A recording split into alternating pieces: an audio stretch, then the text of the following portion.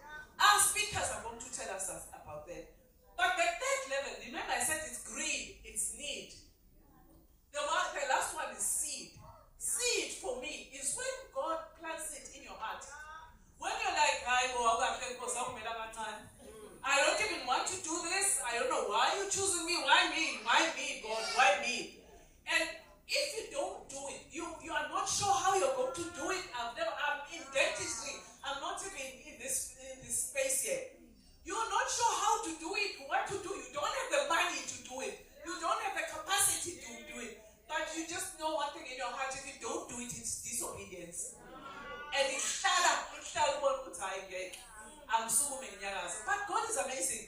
You take one step, brings people all over. And these are the people that I'm celebrating today. All of you. Actually, not all of you. You're just representatives of those people. People that I call destiny helpers.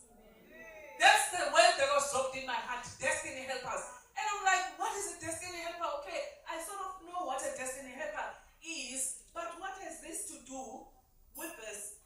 And let me tell you, I want PPT. I wrote it on my phone now. My phone is doing things.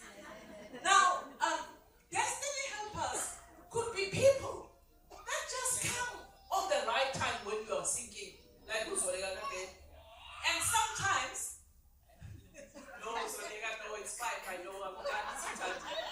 Solega doesn't want to finish and he knows I have a weakness. My sister is showing 5. The MC is saying 10. So if I take long, it's the MC. So yeah. No, I'm done. Destiny helpers are those people that help you, that pull you out of the ditch. And sometimes it could be people that are out there, famous people. But sometimes they don't even help you with the man. They're just a friend. They're just a parent. They're just a gogo. They're just a teacher.